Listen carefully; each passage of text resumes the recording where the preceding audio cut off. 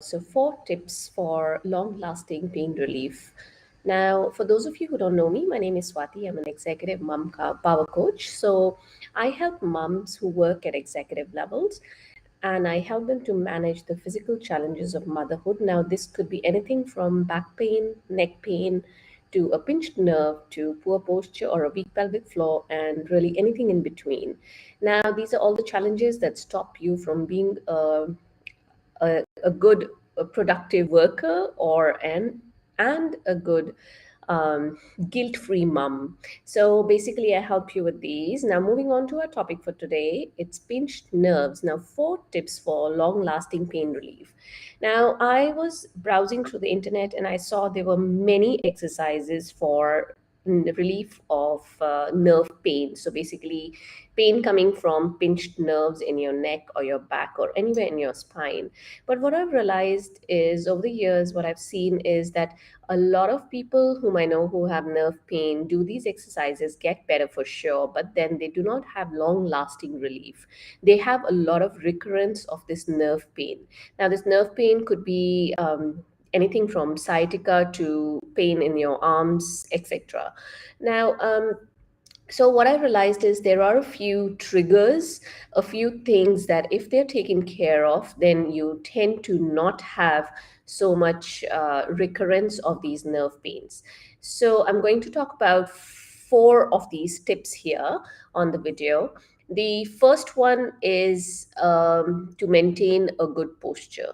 Now, if you've followed me for more than 2 minutes, you know I do talk a lot about this because your posture really decides on how your body is oriented and if your joints or your spine is sitting in neutral. And of course, it's very important. But why is it important here is let me give you an example. As mums, especially mums of little babies or toddlers, we tend to carry them, say, if you are like me and you used to carry, I used to carry my toddler on one side. So basically, my spine, if I'm carrying my baby on my left side, my spine would sort of tilt like this, right? So I have this, instead of a straight spine, I have a curved spine. Now imagine all the tension on my spine. This side is getting all compressed, and the right side here is getting all stretched. So can you imagine the amount of compression or the irritation on my nerves on the left side? Well, it is possible on the right as well, but the amount of compression, if this is your spine and this is the curved spine, the amount of compression that's happening on this left side here. So if I was to carry my toddler on only one side and not stretch my other side, there will be a lot of nerve compression there. I might do all the exercises in the world, but then this compression, this nerve pain will keep on coming back, right? Because of this habit of carrying my toddler on one side. Now, so it is that is why it is important that you maintain a good posture in whatever activities you're doing at work, at home, etc. Now, the second tip that I wanted to tell you was to have a good ergonomics, to follow good ergonomics when you're at work, or well, at home as well. Now, ergonomics is basically how do you place your keyboard, your screens, your mouse, etc. when you're at work. For example, if you are one of those who use like multiple screens in front of you when you're at work, and every time you're looking at say a screen on the left, your neck goes like this, you're here, you're typing in front of you, you're using your mouse on the right side. So you see the amount of strain I have on my neck, and then I'm looking at my screen on the right if you're working with those multiple screens. So you see a lot of strain on the neck there. So a simple solution for this would be, instead of turning my neck around every time, I can just turn my chair around and then I can have a look at my screens, right? So something so simple but makes a dramatic amount of difference there. So the second tip was to follow good ergonomics. Okay. So, and the third one is, if you have this pinched nerves, observe and see if you're doing any repeated activities during your day.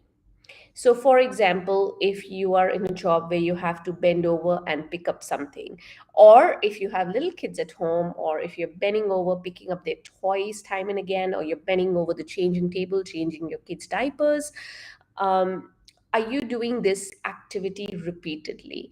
Try and avoid repetitive activities. So, but it's not possible that you avoid these activities altogether. So suppose I have a little baby and I have to change their diapers. When they have to be changed, they have to be changed, right? However, what you can do is give yourself a good back stretch in between these repeated activities. Or if you're at work, you're bending over picking up boxes, give yourself a break in between. So taking a break between your repetitive activities, or giving yourself a good stretch, if it's your back, then a good back stretch in between these repeated activities is a good idea. Now, the fourth tip is to use hot packs and cold packs. These are the simplest thing possible, but they make a tremendous amount of difference in your pain. If you have a muscle spasm where you feel that your back or your neck or anywhere in your spine is tightening up, that is an indication that you want to use a hot pack. Or if you go into a hot shower and you feel better after that, whenever you come out of it, or you're using a sauna and you feel better, that means a hot pack is going to help you better. And if you say at the end of the day you have this achy feeling in your spine, you probably want to use a cold pack, right? So, why I'm focusing on the spine is because very quickly I'll tell you, your spine is made up of vertebrae that are stacked on top of each other with a disc in between. And then on either side of the spine, you have these nerves coming out. These are the nerves that get pinched and lead to pain in your legs if it's your lower back, and your arms all the way up to anywhere up to your fingers if it's your neck. So if you apply the hot pack or the cold pack on your spine, for example, if I have pain in my arm or my fingers, and I apply the hot pack or cold pack on my neck and shoulder area, that's going to give me some pain relief. So if you want to know more about hot packs and cold packs, because this can be a very confusing topic, I have done a detailed video on my YouTube channel. You can go there and just type in the search hot packs or cold packs, and then you will be able to see the video and know the details for this. And of course, if you like what you see, you can always like and subscribe to my channel. Alrighty, so these were the four tips that I wanted to share with you today.